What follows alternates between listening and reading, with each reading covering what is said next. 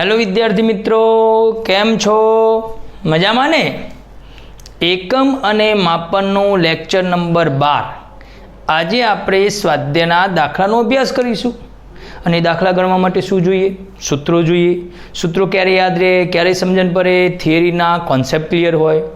तो स्वाध्यायना दाखला चालू करीए ते पहेला આપણે સમગ્ર ચેપ્ટરની એક નાની રૂપરેખા જોઈ લઈએ, જેની અંદર આવતા સૂત્રો અને થિયરીના કોન્સેપ્ટ ક્લિયર કરીએ અને પછી સ્વાધ્યાયના દાખલા તરફ પ્રયાણ કરીએ। તો ચાલો જોઈ લઈએ જરૂરી સૂત્રો। તો વિદ્યાર્થી મિત્રો, ચેપ્ટર એકમ અને માપન બધા મુદ્દા શોર્ટમાં મેં લખી દીધા છે, રિપીટેશન થઈ જાય આખું ચેપ્ટર આપણી પાસે। ચલો, ભૌતિક રાશિ કોઈપણ ઘટનાના વર્ણન માટે જરૂરી ખ્યાલોને ભૌતિક રાશિ કહેવાય। ભૌતિક રાશિના કેટલા પ્રકાર? मुख्य बे, मूलभूत अने साधित, अने त्रीजी हती पूरक भौतिक राशि। मूलभूत कोने कहेवाय? MLT द्रव्यमान, लंबाई, समय अने SI पद्धति में 7 छे अने मूलभूत कहीशुं एना परथी बनावेलीने साधित कहीशुं। पूरक भौतिक राशि में 2 आवशे, समतल कोण अने घन कोण, रेडियन अने स्टीरेडियन एकम। ओके, चलो एकम पद्धतिओ। तो जुदी जुदी एकम पद्धतिओ MKS, FES, CGS अने SI पद्धति आपणी चर्चा करवानी है। SI पद्धति, SI पद्धति में मूलभूत 7 भौतिक राशिओ कई गई? चलो बोलो साथे। लंबाई, द्रव्यमान, समय, तापमान, ओके, थर्मोडायनेमिक्स तापमान एटले तापमान, ज्योति तीव्रता, द्रव्यनो जत्थो अने विद्युत प्रवाह। एमां मैक्सिमम उपयोग कयो थशे? MLT मतलब लंबाई, द्रव्यमान अने समयनु। ओके, चलो लंबाईनु मापन। तो लंबाईना मापनमा महत्वनी थियरी थी दृष्टि, स्थान, भेदनी रीत। तो दृष्टि, स्थान, भेदनी रीतनु सूत्र तो D = B/θ, जेनो दाखलामां उपयोग थशे। समझी लो, ए वखते शुं कीधेलुं? D एटले डिस्टन्स, पृथ्वीथी ग्रह वच्चेनुं अंतर। B एटले व्यास। कोनो व्यास? तो 2 सूत्रो छे, आपणे एक ज याद राखीशुं। कोईपणनो व्यास, पृथ्वीनो होय तो पृथ्वीनो व्यास अने ग्रहनो होय तो ग्रहनो व्यास। थीटा एटले अवलोकन दिशाओ वडे बनतो एंगल। खूणो आवे तो एना 3 एकमो। खरेखर खूणानो एकम तो रेडियन छे, पण तमने माप शामां आप्युं होय? अंशमां आपेलुं होय, अंश एटले कलाक, करामां आपेलुं होय एटले मिनिट, अने वी करामां होय तो सेकंड। तो तमने ए पण आवडવું જોઈએ अंशमांथी करामां, वी करामां अने रेडियनमां केवी रीते रूपांतर करी शकाय। याद छे ने? अंशमांथी रेडियनमां जवुं होय तो π/180 અને રેડિયનમાંથી અંશમાં આવવું હોય તો 180/π। ઓકે, સચોટતાની ચોકસાઈ તેની પણ ચર્ચા કરીએ કે કોઈપણ સાધનની ચોકસાઈ પણ સારી હોવી જોઈએ, સચોટતા પણ સારી હોવી જોઈએ। જો ચોકસાઈ અને સચોટતા જેટલી સારી તો એ સાધન વડે કરેલો પ્રેક્ટિકલમાં ત્રુટિ બહુ જ ઓછી હોય છે। તો એની પણ ચર્ચા કરેલી। સચોટતા અને ચોકસાઈ। સચોટતા એટલે કેટલી લંબાઈ સુધી એ રીડિંગ બતાવે છે, અને ચોકસાઈ એટલે એ બતાવે છે મૂલ્ય એ સાચા મૂલ્યની કેટલી નજીક છે। યાદ કરીએ ને, એક ઘડિયાળ હતી જેમાં સેકન્ડ કાંટો ના હોય અને એક ઘડિયાળ જેમાં મિનિટ કાંટો, કલાક કાંટો અને સેકન્ડ કાંટો હોય, તો પેલાની લંબાઈ થઈ 1 મિનિટ, તો સચોટતા 1 મિનિટ થઈ, અને પેલાની થઈ 1 સેકન્ડ। તો કઈ સારી? જે સેકન્ડવાળી ઘડિયાળ છે ત્યાં સુધી। ઓકે, અને જે ઘડિયાળનો ટાઈમ ચોકસાઈપૂર્વક હોય, સાચું બતાવતો હોય, એની ચોકસાઈ વધારે। કેવું સાધન હોવું જોઈએ? એવું સાધન હોવું જોઈએ જેની સચોટતા પણ વધારે હોય અને ચોકસાઈ પણ વધારે હોય। તેમ છતાં ત્રુટિ તો આવે જ છે। તો ત્રુટિના 2 પ્રકાર, વ્યવસ્થિત ત્રુટિ અને અવ્યવસ્થિત ત્રુટિ। વ્યવસ્થિત ત્રુટિ કાં તો ધન હોય કાં તો ઋણ હોય। કોના લીધે ઉત્પન્ન થાય? સાધનના લીધે ઉત્પન્ન થાય, વ્યક્તિગત ખામીના લીધે ઉત્પન્ન થાય અને પ્રયોગ પદ્ધતિના લીધે ઉત્પન્ન થાય। એને ખૂબ જ સરળતાથી દૂર કરી શકાય। અવ્યવસ્થિત ત્રુટિ બાહ્ય પરિબળો, તાપમાન, દબાણ, ભેજ, ભૂકંપ, વીજળીના ચમકારા, ગમે તેના કારણે એક જ રીડિંગ, એક જ વ્યક્તિ એક જ પ્રયોગના રીડિંગ લે છે વારંવાર, તો દર વખતે રીડિંગ કેવા આવે છે? જુદા જુદા। તો અવ્યવસ્થિત ત્રુટિમાં કોનો સમાવેશ થાય? તો શું કરવાનું? આખી થિયરી સમજી લો। આખો દાખલો, પહેલાં તો સાચું મૂલ્ય શોધવાનું। બધા અવલોકનો સરવાળો ભાગ્યા અવલોકનની સંખ્યા સરાસરી। એ સાચા મૂલ્યમાંથી દરેક રીડિંગ બાદ કરવાનું, એનું મૂલ્ય જ લેવાનું, માનાંક। તો દરેક અવલોકનની મળશે સાચું। કોઈક બોલ્યું નિરપેક્ષ ત્રુટિ, સરસ। એ બધી નિરપેક્ષ ત્રુટિનું સરેરાશ કરીએ તો સરેરાશ નિરપેક્ષ ત્રુટિ। એ સરેરાશ નિરપેક્ષ ત્રુટિને સાચા મૂલ્ય વડે ભાગ્યા તો સાપેક્ષ ત્રુટિ, અને 100 વડે ગુણ્યા તો પ્રતિશત ત્રુટિ। યાદ એ રાખીશું કે કોઈપણનું મૂલ્ય હંમેશા આ રીતે દર્શાવેલું હોય, 10 ± 0.1, એનો મતલબ થયો કે 10 એ સાચું મૂલ્ય છે અને 0.1 એની સરેરાશ નિરપેક્ષ ત્રુટિ છે. આના ઉપરથી પ્રતિશત ત્રુટિ શોધવી હોય તો 0.1/10 એટલે સાપેક્ષ ગુણ્યા 100. ઓકે, આપણને ખ્યાલ છે. તો આપણને ક્લિયર થઈ ગયું. ત્રુટિ તો ભૌતિક રાશિનો સરવાળો, બાદબાકી, ગુણાકાર, ભાગાકાર ગમે તે હોય પણ ત્રુટિનો તો સરવાળો જ થાય અને ઘાત હોય આગળ આવી જાય. આટલું યાદ રાખીએ તો પેલા સૂત્રો કોઈ યાદ રાખવાની જરૂર નથી. કોઈ પણ MCQ અથવા દાખલો સરળતાથી આપણે સોલ્વ કરી શકીએ. સાર્થક અંકોમાં પહેલો નિયમ રાઉન્ડ ઓફનો. 5 જે અંક દૂર કરવાનો એ 5 કરતાં નાનો હોય તો નીકળી જાય, 5 કરતાં મોટો હોય તો અગાઉની અંકમાં 1 ઉમેરાઈ જાય અને એક્ઝેક્ટ 5 હોય તો આગળનો અંક એકી હોય તો ઉમેરાય અને અગાઉનો અંક બેકી હોય તો ઉમેરાતો નથી, જેને કહીશું આપણે રાઉન્ડ ઓફના નિયમો. સાર્થક અંકો માટેના પણ નિયમો છે. આપણી રીતે, આપણી સમજણ પ્રમાણે આપણી રીતે લખી શકાય. નિયમ નંબર 1, શૂન્ય સિવાયના બધા અંકો સાર્થક છે.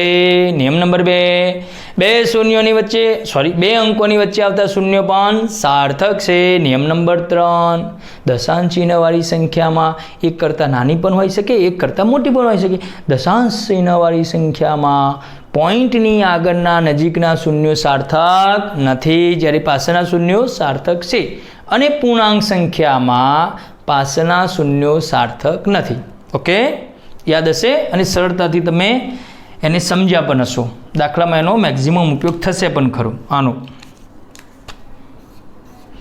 ચલો છેલ્લો મુદ્દો, પરિમાણ અને પારિમાણિક સૂત્ર આવડે છે ને? કેટલાના 6 થી 7 એવા હતા કે જેના પારિમાણિક સૂત્રો તમને આવડતા હોવા જોઈએ. ક્ષેત્રફળ L2, કદ L3, વેગ L1t-1, પ્રવેગ L1t-2, બળ M1L1t-2, કાર્ય M1L2t-2, પાવર M1L2t-3. ચલો પાવર સુધી નહીં પણ કાર્ય સુધી આવડતું હોય. અને કાર્ય એ જ ઉર્જા. દરેક ઉર્જાનું પારિમાણિક સૂત્ર અને કાર્યનું પારિમાણિક સૂત્ર સરખું હોય. સમતલ કોણનું M0L0T0, ઘન કોણનું M0L0T0. ઓકે, ઘનતા તો દર ભાગ્યા કદ M1L-3. તો ટૂંકમાં 6-7 જે બેઝિક છે એટલા પારિમાણિક સૂત્રો તમને આવડતા હોય તો કોઈ પણના સમીકરણ પરથી પારિમાણિક સૂત્ર બનાવી શકાય. જે ઘાતાંક છે એને શું કહેવાય? એનું પરિમાણ. વેગ તો વેગમાં ભાઈ દ્રવ્યમાનનું પરિમાણ કેટલું? તો દ્રવ્યમાન સહજ નહીં તો M0, તો દ્રવ્યમાનનું પરિમાણ 0, લંબાઈનું પરિમાણ 1 અને સમયનું પરિમાણ -1. ઓકે, પારિમાણિક વિશ્લેષણ ભૌતિક રાશિના અમુક પ્રશ્નોનો ઉકેલ મેળવવાની સરળ પદ્ધતિ. પહેલી પદ્ધતિ, જો એ બાબત બરાબર યાદ રાખીશું. ભૌતિક રાશિની યથાર્થતા ચકાસવી એનો મતલબ એમ થયો કે જેટલા પદો છે એ બધા પદોના પારિમાણિક સૂત્રો સરખા આવે તો યથાર્થ છે. એકદમ નીચા લેવલે મેં તમને એ પણ સમજાવ્યું કે પદ એટલે કોને? કે જે પ્લસ અને માઇનસથી જોડાયેલું હોય એને બુકની અંદર નામ આપેલું છે સુસંગતતાનો નિયમ. બરાબર સમજો. MCQ દાખલા આના ઉપરથી બનશે. કોઈ પણ પદ જ્યારે પ્લસ અને માઇનસથી છૂટું પડેલું હોય તો એ બધાના પારિમાણિક સૂત્રો સરખા જ હોય તો ને તો જ યથાર્થ છે. બરાબર સમજો. એટલા માટે તો આપણે એ વખતે એ પણ કીધેલું કે સમયમાં સમય ઉમેરી શકાય, દ્રવ્યમાનમાં દ્રવ્યમાન ઉમેરી શકાય. સમજવા માટે 1 કિલોગ્રામ વસ્તુ છે અનુ એમ કહું કે 1 કિલોગ્રામની અંદર 10 મિનિટ ઉમેરાય ના ઉમેરાય? ગુણાકાર થાય, ભાગાકાર થાય, પણ સરવાળા બાદબાકી સરખા એકમ અને સરખા પારિમાણિક સૂત્રો હોય એમનો જ સરવાળો બાદબાકી થાય. એના ઉપરથી આપણે યાદ રાખીએ કે જો કોઈ સમીકરણ તમને યથાર્થ આપેલું હોય તો એના બધા પદોના પારિમાણિક સૂત્રો સરખા થાય. જો સરવાળા અને બાદબાકીથી જોડાયેલા હોય તો એમના પારિમાણિક સૂત્રો સમાન જ થાય. અને છેલ્લે 2 અથવા 2 કરતાં વધારે ભૌતિક રાશિઓનો સંબંધ મેળવવો. એમાં પેટર્ન આપણી પાસે છે જ. ચલન લખવાનું, ઉપર ABC ઘાતાંકો લખી દેવાની, બંને બાજુ પારિમાણિક સૂત્રો લખવાના, MLTના ઘાતાંકો સરખાવાના, ABCની કિંમતો મળશે, એ કિંમતો સમીકરણ મૂકી દેવાની. કઈ મર્યાદા? તો કે ભાઈ જે અચળાંક K આવે છે એ Kની કિંમત પ્રયોગ વડે નક્કી થાય છે, પારિમાણિક વિશ્લેષણથી શોધી શકાતું નથી, તો એની મર્યાદા છે. બીજું કે જે અચળાંક લખીએ છીએ એનું પરિમાણ નથી લખતા, તો પરિમાણ વગરનો અચળાંક હોય તો આ પદ્ધતિ ઉપયોગી છે, પરંતુ પરિમાણવાળો હોય તો આ પદ્ધતિ ઉપયોગી નથી. અને મર્યાદામાં ખાસ મહત્વની ત્રીજી મર્યાદા કઈ? લઘુગણકીય વિધેય, ચરઘાતાંકીય વિધેય અને ત્રિકોણમિતીય વિધિ આ બધાના પારિમાણિક સૂત્રો M0 L0 અને T0 હોય છે, માટે આવા વિધેયોની માહિતી પારિમાણિક વિશ્લેષણની મદદથી મેળવી શકાતી નથી. ને એના MCQs મેં તમને સમજાય કે એક્સપોનેશન ફંક્શન હોય, લઘુગણિતીય વિધેય હોય કે ત્રિકોણમિતીય વિધેય હોય, જેનું શોધવાનું છે એ પદ એમના એમ રાખવાનું અને એને સિવાયના હોય એને પેલી સાઈડ લઈ જવાનો. મતલબ એવો થયો કે પ્લસ હોય તો માઇનસ થઈ જાય, માઇનસ હોય તો પ્લસ થઈ જાય. ઓકે, તો ક્લિયર? ચાલુ કરીએ હવે સ્વાધ્યાયના દાખલા. ઓકે, ચલો સ્વાધ્યાયનો દાખલા નંબર 2.1. એમાં ABCD 4 છે પ્રશ્નો. 4માંથી કોઈ પણ 2 લખાઈશ. 2 તમારી જાતે હોમવર્કમાં પ્રયત્ન કરવાનો. ના ખ્યાલ આવે તો મને પૂછી લેવાનું. ઓકે, 1 સેન્ટીમીટર બાજુવાળા એક સમઘનનું કદ ખાલી જગ્યા મીટર ક્યુબ. તો ભાઈ 1 સેન્ટીમીટર બાજુ આપી છે તો લંબાઈ કેટલી આપી છે? 1 સેન્ટીમીટર. હવે જવાબ સામે મેળવવાનું છે મીટરમાં, તો સેન્ટીમીટરને સામે રૂપાંતર કરી દઈએ મીટરમાં, તો 10⁻². તો એક સમઘન છે જેની લંબાઈ, પહોળાઈ, ઊંચાઈ કેટલી આપી છે? 10⁻² મીટર. હવે કદનું સૂત્ર શું થાય? તો કદ બરાબર લંબાઈ, પહોળાઈ, ઊંચાઈ બધું સરખું છે તો L3. સમઘનનો મતલબ શું થયો? લંબાઈ, પહોળાઈ, ઊંચાઈ સમાન છે તો L3. તો Lની કિંમત 10⁻², તો 10⁻² નું ક્યુબ એકમ શામાં આવી ગયો ભાઈ? મીટરમાં, મીટર ક્યુબ. તો 10⁻ઘાતનો ઘાત હોય તો શું થાય? ગુણાકાર થાય તો 10⁻² ગુણ્યા 3 તો 10⁻6 મીટર ક્યુબ. તો જવાબ આવ્યો આપણો 10⁻6 મીટર ક્યુબ. ઓકે, બીજો 18 કિલોમીટર પર કલાકની ઝડપે ગતિ કરતું એક વાહન 1 સેકન્ડમાં ખાલી જગ્યા મીટર અંતર કાપશે. તો મિત્રો જો રકમમાં તમને આપી છે સમયનો એકમ કલાક, જવાબ માગ્યો છે સેકન્ડમાં, અને અહીં એકમ આપ્યો છે કિલોમીટરમાં અંતરનો, અને મીટર માગ્યું છે. તો આપણે કશું કરવાનું નથી. આ જે કિલોમીટર છે એને મીટરમાં ફેરવી દઈએ અને કલાક છે એને સેકન્ડમાં ફેરવી દઈએ. તો વેગ આપેલો છે V બરાબર 18 કિલોમીટર પર કલાક. ચલો ઇઝ ઇક્વલ ટુ 18 કિલોમીટરમાંથી મીટરમાં જઈએ તો 1 કિલોમીટર બરાબર 1000 મીટર ભાગ્યા કલાકમાંથી સેકન્ડમાં જઈએ તો 1 કલાક બરાબર 3600 સેકન્ડ થાય. તો શું આવ્યું? 18 ગુણ્યા 1000 ભાગ્યા 3600. ઓકે, હવે ધ્યાન આપવાનું છે કે આનું સાદરૂપ તમારે યાદ જ રાખવાનું છે. મીંડા જતા રહ્યા બંને. 18 × 36, તો અહીંયા નીચે શું આવશે? 18 × 36 એટલે 2 અને ઉપર 10 ભાગ્યા 2 એટલે જવાબ આવશે 5. જવાબ આવ્યો 5 મીટર પર સેકન્ડ. યાદ રાખીશું. એ બાજુમાં લખું છું, સમજો. જ્યારે વેગની કિંમત 18 કિલોમીટર પર કલાક હોય તો એનું થઈ જાય 5 મીટર પર સેકન્ડ. MCQsમાં મોટા ભાગે વેગની કિંમત 18ના ગુણકમાં હશે. કોઈ દાખલામાં કીધું હોય કે વેગની કિંમત 36 કિલોમીટર પર કલાક, તો આવી ગણતરી કરવા જવાની નહીં, ડાયરેક્ટ 18 5 તો 18 દુ 36, તો 5 દુ 10, 10 મીટર પર સેકન્ડ. વેગની કિંમત 72 કિલોમીટર પર કલાક, તો 18 દુ 36, 18 54, 18 ચોક 72, તો 18 ચોક 72, તો 5 ચોક 20, 20 મીટર પર સેકન્ડ. તો એટલું યાદ રાખીએ, 18 5 થાય. તો 18ના ઘડિયાની અંદર જેમ જેમ વેગની કિંમત ગુણકમાં આવે એ પ્રમાણે 5ના ગુણકમાં એ કિંમત મૂકી શકાય. ઓકે, તો ડાયરેક્ટ 18 કિલોમીટર પર કલાક એટલે શું થઈ ગયું? 5 મીટર પર સેકન્ડ. હવે સમજીએ કે ભાઈ આની સ્પીડ કેટલી થઈ? 5 મીટર પર સેકન્ડ. જે સાધન છે સાધનની, એનો મતલબ શું થયું? 1 સેકન્ડમાં કેટલું અંતર કાપો? 5 મીટર. બાઇકની સ્પીડ છે, ચલો મારા બાઇકની સ્પીડ છે 50 કિલોમીટર પર કલાક. એનો મતલબ શું થયું? 1 કલાકમાં 50 કિલોમીટર અંતર કાપો. તો અહીં સ્પીડ શું છે? 5 મીટર પર સેકન્ડ. તો ધેરફોર 1 સેકન્ડમાં કેટલું અંતર કાપો? 5 મીટર. 5 મીટર. ઓકે, ટૂંકમાં તમારે એકમનું રૂપાંતરણ કરવાનું હતું, બાકી જવાબ સીધો આવી જાય છે. ચલો સ્વાધ્યાયનો દાખલા નંબર 2.2. 2.2માં પણ ABCD 4 છે, એમાંથી કોઈ પણ 2 લઈ લઈએ. ચલો A નથી લખતો, આમાં A અને C લીધા, આમાં B અને D લઈ લઈએ. 1 મીટર બરાબર કેટલા લાઇટ યર? લાઇટ યર એટલે પ્રકાશ વર્ષ. તો આની કિંમત તો આપણને ખ્યાલ છે ને. 1 પ્રકાશ વર્ષ બરાબર 9.46 ગુણ્યા 10⁻15 મીટર. પ્રકાશ વર્ષ કરતાં મોટો એકમ હતો પાર્સેક. યાદ હોવું જોઈએ. 1 પાર્સેકની કિંમત ખ્યાલ છે ને 10⁻16. ઓકે, યાદ હશે. લાઇટ યરમાંથી મીટરમાં જવું હોય તો આ કિંમત આપી દીધી. અહીંયા તો મીટરમાંથી લાઇટ યરમાં જવું છે તો મીટર, તો 1 મીટર બરાબર આ પદ ક્યાં આવે મિત્રો? ભાગાકારમાં, તો 1/9.46 × 10⁻15 લાઇટ યર. ક્લિયર?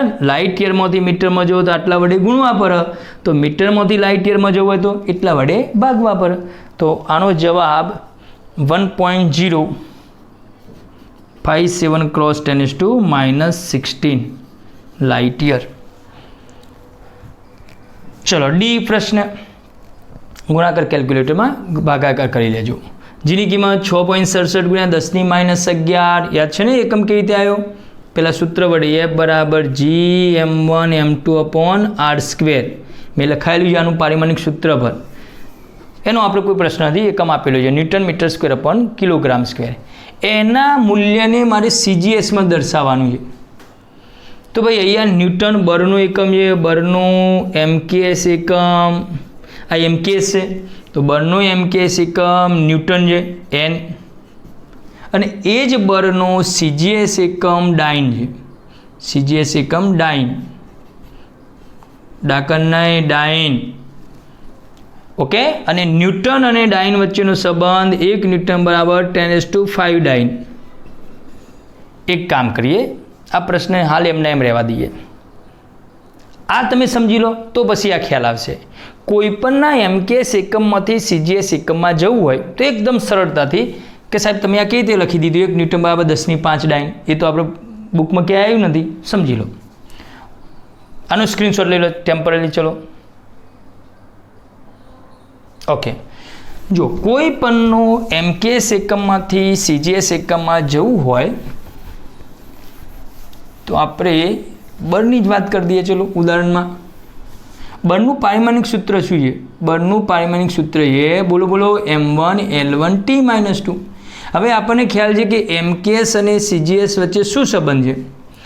MKSમાં mLT, CGSમાં પણ mLT. MKSમાં mL દ્રવ્યમાન શામાં મપાય? કિલોગ્રામમાં. લંબાઈ શામાં મપાય? તો કે મીટરમાં, અને સમય સેકન્ડમાં. CGSમાં સેન્ટીમીટર, ગ્રામ, સેકન્ડ યાદ છે ને, તો અહીંયા શું આવશે? ગ્રામ આવશે. લંબાઈ સેન્ટીમીટરમાં અને સમય તો સેકન્ડમાં. અહીંયા કોઈ પ્રશ્ન નથી. જ્યારે તમે MKSમાંથી CGSમાં જવાના હોય ત્યારે કિલોગ્રામ બરાબર કેટલા ગ્રામ? 1 કિલોગ્રામ બરાબર 1 ગ્રામ થાય? ના થાય. તો 1 કિલોગ્રામ બરાબર 10⁻3. 1 કિલોગ્રામ બરાબર 1000 ગ્રામ, તો 10⁻3 ઘાત. 1 મીટર બરાબર કેટલા સેન્ટીમીટર? તો કે 10⁻2. અને સમય તો કે 1 સેકન્ડ બરાબર 1 સેકન્ડ. સેકન્ડનો કોઈ પ્રશ્ન નથી. તો બરાબર સમજીએ, જ્યારે પણ MKSમાંથી CGSમાં જવાનું હોય અથવા CGSમાંથી MKSમાં, પહેલાં MKSમાંથી CGSમાં સમજી લઈએ. MKSમાંથી CGS એકમોમાં જવાનું હોય ત્યાં M હોય ત્યાં 10⁻3 CGSમાં થાય, L હોય ત્યાં 10⁻2 CGSમાં થાય. Tનો કોઈ પ્રશ્ન નથી. ઓકે, જો આ એમના એમ રાખીશું પ્રશ્નને. તો બળનું MKS એકમ છે ન્યૂટન. MKS એકમ શું છે એનું? ન્યૂટન. અને CGS એકમ કયું મેં કીધું? ડાઇન. પ્રશ્ન જ આવો પૂછાય કે 1 ન્યૂટન બરાબર ખાલી જગ્યા ડાઇન. હા, આપણને તો ખ્યાલ નથી, યાદ રહી જાય તો પ્રશ્ન નથી કે ભાઈ 1 ન્યૂટન બરાબર 10⁻5 ડાઇન, પણ કેવી રીતે શોધાય? તો બળનું પારિમાણિક સૂત્ર શું છે? m1L1T-2. આ મેં લખી દીધું MKSમાં. હવે બળનું પારિમાણિક સૂત્ર મારે CGSમાં લખવું હોય, મિત્રો ધ્યાન આપજો બરાબર. આ જ બળનું પારિમાણિક સૂત્ર CGSમાં લખવું હોય તો શું એમના એમ જ લખાય?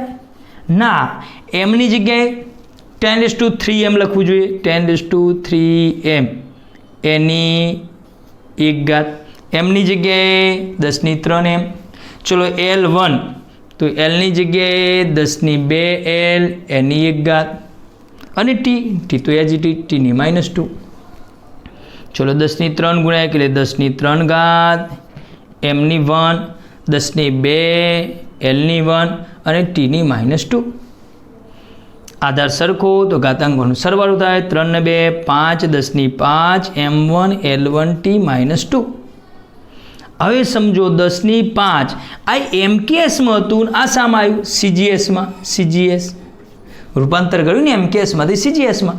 ભાઈ MKSમાં બળનો એકમ કયો ન્યૂટન, તો કે 1 ન્યૂટન બરાબર 10 ની 5. CGSમાં એકમનું નામ શું છે ડાઇન, અહીંયા આવી ગયો ડાઇન. તો આપણો જવાબ આવ્યો 1 ન્યૂટન બરાબર 10⁵ ડાઇન. ચલો કોઈ પ્રશ્ન? હજુ પણ એક બીજો MCQ આનો સમજીએ પછી એની ચર્ચા કરીએ. જો હવે આવો નવો બીજો MCQ સમજીએ અને પછી સ્વાધ્યાય તરફ જઈએ. જ્યાં જ્યાં જરૂર પડશે ત્યાં તમને હું આ રીતે સમજાવતો જઈશ જેથી કરીને કોઈ મુદ્દો રહી ના જાય. ઉર્જાનો MKS એકમ જૂલ અને ઉર્જાનો CGS એકમ અર્ક અને જૂલ. અને તમને પ્રશ્ન કીધો કે ભાઈ 1 જૂલ બરાબર ખાલી જગ્યા અર્ક. જવાબ આવશે 10⁻². નહીં બોલું, તમે જાતે નક્કી કરીશું. શું કરવાનું મિત્રો? તો ઉર્જાનું પારિમાણિક સૂત્ર શું થાય? m1 L2t -2. ક્લિયર? ઓકે. કઈ પદ્ધતિમાં? MKSમાં. અને એવું ગોખવાની જરૂર નથી કે ભાઈ m એટલે 10 ની 3. એટલી તો ખબર પડે કે MKSનું ફૂલ ફોર્મ શું છે? Metre kilogram second. CGSનું સેન્ટીમીટર ગ્રામ સેકન્ડ. ભાઈ કિલોગ્રામમાં ગ્રામમાં જવું હોય તો 10 ની 3 આવે, મીટરમાંથી સેન્ટીમીટરમાં જવું હોય તો 10 ની 2 આવે. ઓકે. તો જુઓ હવે MKSમાંથી હું CGSમાં જાઉં, એમની જગ્યાએ 10 ની 3 m, એની ઉપર કેટલી ઘાત છે 1. એલની જગ્યાએ 10⁻²L, એની 2 ઘાત, અને t as it is t ની -2. તો 10⁻³ m1. ઓકે. ગુણાકાર કર્યો ઘાતનો ઘાત. 10 ની 2 ગુણ્યા 2 એટલે 10 ની 4 ઘાત. બેનો ગુણાકાર થાય L ની 2 t ની -2. તો 10 ની 3 10 ની 4 સરવાળો કરીએ તો 10 ની 7 m1 L2t -2. MKSમાં એકમનું નામ શું આપ્યું છે? જૂલ. તો આ થઈ ગયા 1 જૂલ. કિંમત આવી 10 ની 7. CGSમાં આ કોનું પારિમાણિક સૂત્ર છે જરા જુઓ તો? ઉર્જાનું જ. તો ઉર્જાનું MKSમાં જૂલ, ઉર્જાનું CGSમાં નામ આપેલું છે આપણે અર્ક. તો 1 જૂલ બરાબર 10⁻7 અર્ક. ઓકે. તો હું ડાયરેક્ટ પેલામાં લખીશ 1 ન્યૂટન બરાબર 10 ની 5 ઘાત ડાઇન અને 1 જૂલ બરાબર કેટલા અર્ક? તો 10⁻7. એક હોમવર્કમાં આપું તમને. ચલો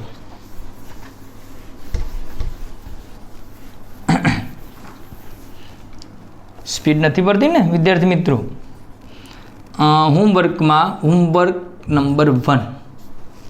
ઓકે. પેલો સ્વાધ્યાયના જે છે તો નાના નાના MCQ છે, જાતે તમારે સમજી લેવાના છે. આમાં લખીએ આપણે કોઈ એક ભૌતિક રાશિનું પારિમાણિક સૂત્ર m2 L -3 t -2.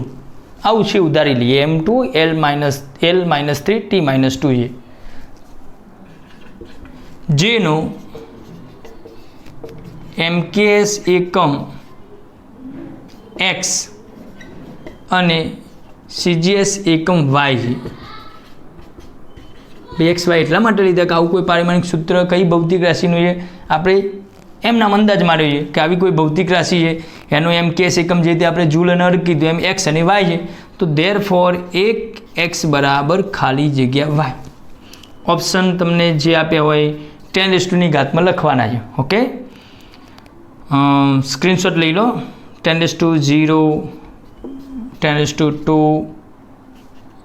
પારિમાણિક સૂત્રો કઈ છે? m એટલે 10⁻2 3 12 અને 10⁻².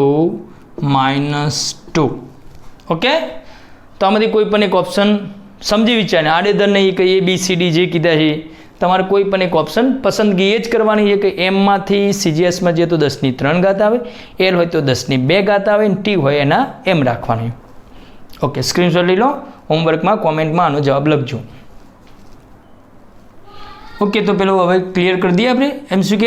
6.67 × 10⁻11 આ MKS में है न्यूटन मीटर किलोग्राम मारे एने CGS में फेरवाइए तो न्यूटन की जगह शू लखाय 10⁵ डाइन CGS में केवी रीते एवो ख्याल आई गयो ने हवे मीटर में सेंटीमीटर में तो 1 मीटर बराबर 10⁵ અને એનો વર્ગ તો 10⁴ સેન્ટીમીટર સ્ક્વેર કિલોગ્રામ માંથી ગ્રામમાં 1 કિલોગ્રામ બરાબર 1000 ગ્રામ એટલે 10⁵ ને એનો વર્ગ એટલે 10⁶ નીચે થઈ ગયું ગ્રામ સ્ક્વેર ઓકે સાદુરૂપ આપી દે 6.67 × 10⁶ ઉપર જાય એટલે -6 ને 11 એટલે -17 -17 માંથી 9 જાય એટલે 10⁻8 કયા એકમો CGS એકમ ओके चलो जो झड़पथी 2.3 स्क्रीनशॉट लई लो।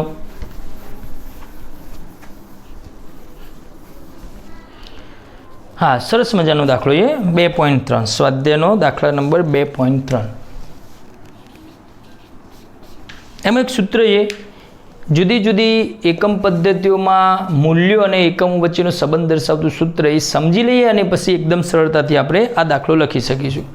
ये सूत्र याद रखीशुं आपणे वारंवार MCQS में पण उपयोग थशे N1U1 बराबर N2U2 ज्यां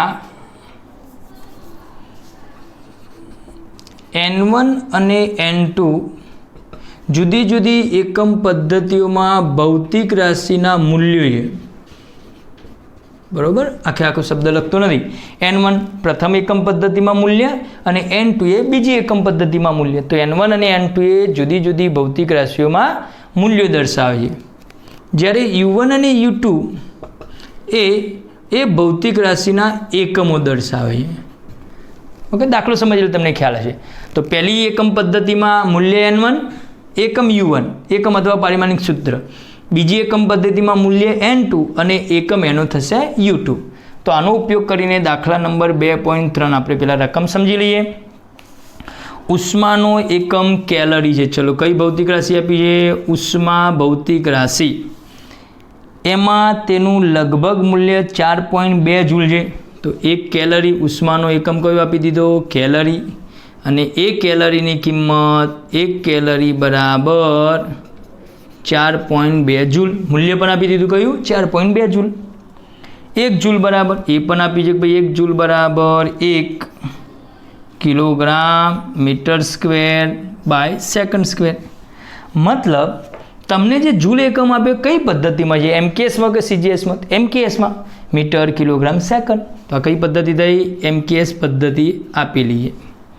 हवे शुं प्रश्न करे जुओ नवी कोई एकम पद्धति में नवी पद्धति एटले आवुं थई गयुं आ N1 पद्धति आ N2 पद्धति आ U1 आ U2 तो पहली पद्धति ने 1 कही दईशुं बीजी पद्धति ने 2 कही दईशुं तो नवी पद्धति में शुं कीधुं एने द्रव्यमाननो एकम आल्फा लेवानो है पछी लंबाई माटे बीटा लेवानो है मूल्य बीटा अने समय माटे गेमा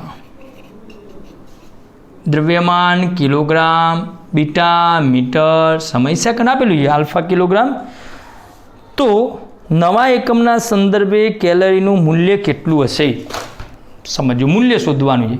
मित्रों पहलू N1 नी किंमत केटली आवी है 4.2 आपेली है 4.2 जूल देखो जो N1 एटले शुं पहली एकम पद्धति में मूल्य तो N1 केटलुं आप्युं है 4.2 प्रश्न शुं कर्यो आपणे नवी एकम पद्धति में मूल्य शोधवानुं है N2 शोधवानुं है क्लियर ओके U1 एटले शुं तो U1 लखी दऊं तो U1 बराबर आ कई पद्धति है MKS तो अहींया लखीए चलो MLT अने अहीं पण लखुं छुं MLT लखी फरीथी रिपीट करूँ छूं चलो MKS पद्धति में M बराबर 1 किलोग्राम लंबाई 1 मीटर अने समय थयो 1 सेकंड तो अहीं MKS पद्धति जगह नवी पद्धति आपी एमां M बराबर द्रव्यमान एटले M तो कि आल्फा किलोग्राम बीटा मीटर अने गेमा सेकंड ओके MLT नाम आपी दीधुं द्रव्यमान एटले M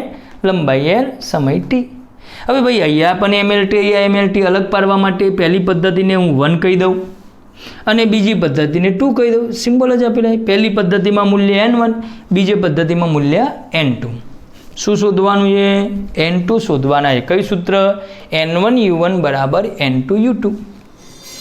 N1U1 બરાબર N2U2.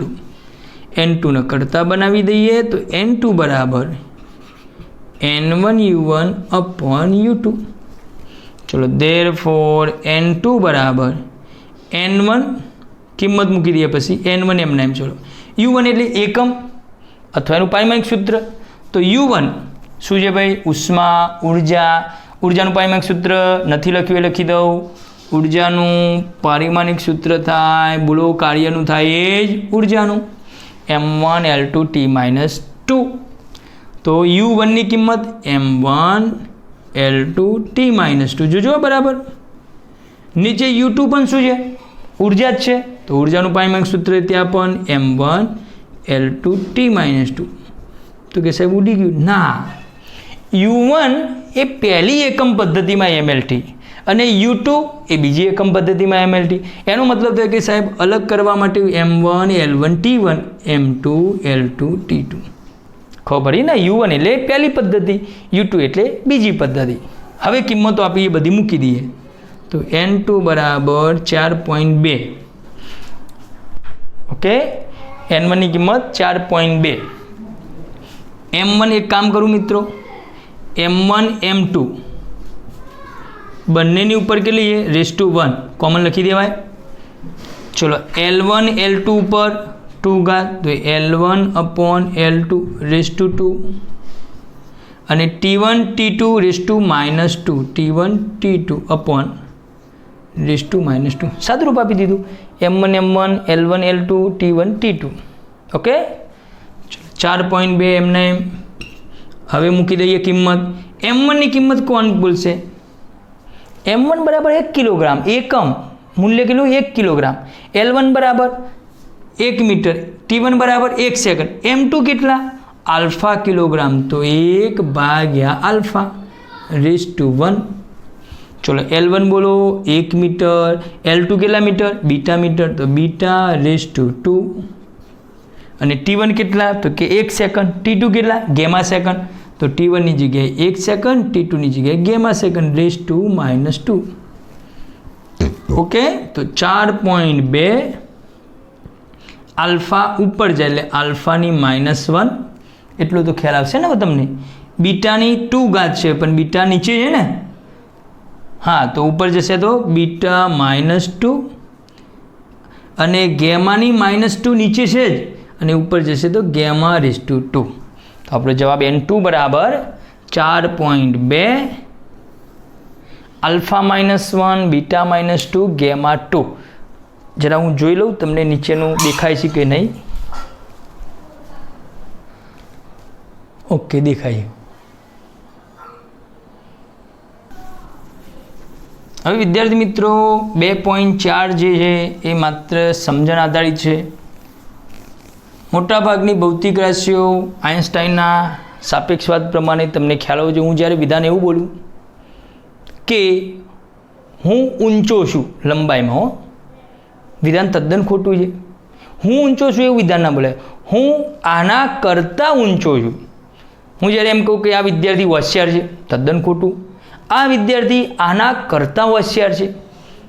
બરાબર સમજો. આપણે આગળ ત્રીજા ચેપ્ટરમાં આવશે ત્યારે ખાસ ખ્યાલ આવશે સાપેક્ષ એટલે.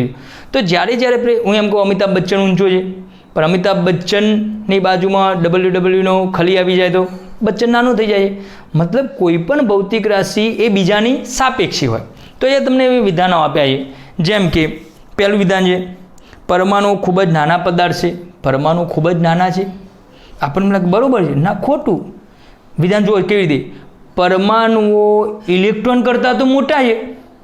ખ્યાલ આવે તો ઇલેક્ટ્રોન કરતાં મોટા છે. તો મારે આ વિધાનને ખરેખર વ્યવસ્થિત બનાવવું હોય સાચું વિધાન, તો પરમાણુઓ ખૂબ જ નાના પદાર્થ છે એવું નહીં. શું કરવું જોઈએ? પરમાણુઓ બોલો અણુ કરતાં નાનો છે. પરમાણુઓ એ સમગ્ર પદાર્થ કરતાં નાનો છે કહી શકાય ને. તો પરમાણુ એ કોની સાપેક્ષ છે? બીજાની સાપેક્ષે નાના છે. જેટ પ્લેન ખૂબ ઝડપથી ચાલે છે. જેટ પ્લેન એ રેલવે કરતાં ઝડપથી ચાલે છે. જેટ પ્લેન એ બસ કરતાં ઝડપથી ચાલે છે. તો વિધાન સાચું. જ્યુપિટરનું દ્રવ્યમાન ઘણું વધુ છે. જ્યુપિટરનું દ્રવ્યમાન સૂર્ય કરતાં તો શું છે? જ્યુપિટરનું દ્રવ્યમાન પૃથ્વી કરતાં વધુ છે. તો વિધાન સાચું કયું થયું? જ્યુપિટરનું દ્રવ્યમાન પૃથ્વી કરતાં વધુ છે. આ રૂમમાં રહેલી હવાના અણુઓની સંખ્યા ખૂબ વધારે છે. બોલો, તમે જાતે વિચારો. આ જે રૂમ છે, આ રૂમમાં રહેલી હવાઓનું દ્રવ્યમાન ખૂબ જ વધારે છે. ખોટું. કેમ? આના કરતાં મોટો રૂમ હોય તો એના કરતાં ઓછું થઈ ગયું ને સંખ્યા અથવા દ્રવ્યમાન. તો ચોખવટ શું કરવી જોઈએ? આ રૂમમાં રહેલી હવાઓનું દ્રવ્યમાન 1 મોલ હવા કરતાં વધુ છે. ક્લિયર? સરસ. ઇલેક્ટ્રોન કરતાં પ્રોટોન વધુ દ્રવ્યમાન ધરાવે છે. તદ્દન સાચું. ઇલેક્ટ્રોન કરતાં પ્રોટોન સાપેક્ષ થઈ ગયું. પ્રકાશની ઝડપ કરતાં ધ્વનિની ઝડપ ખૂબ જ ઓછી છે. સાચું છે.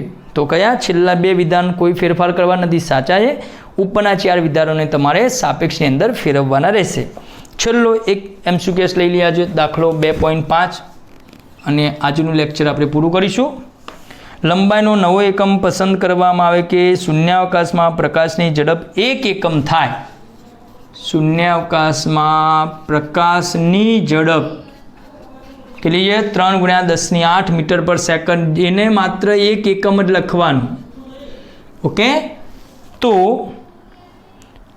પ્રકાશને સૂર્યથી પૃથ્વી વચ્ચેનું અંતર કાપતા લાગતો સમય 8 મિનિટ.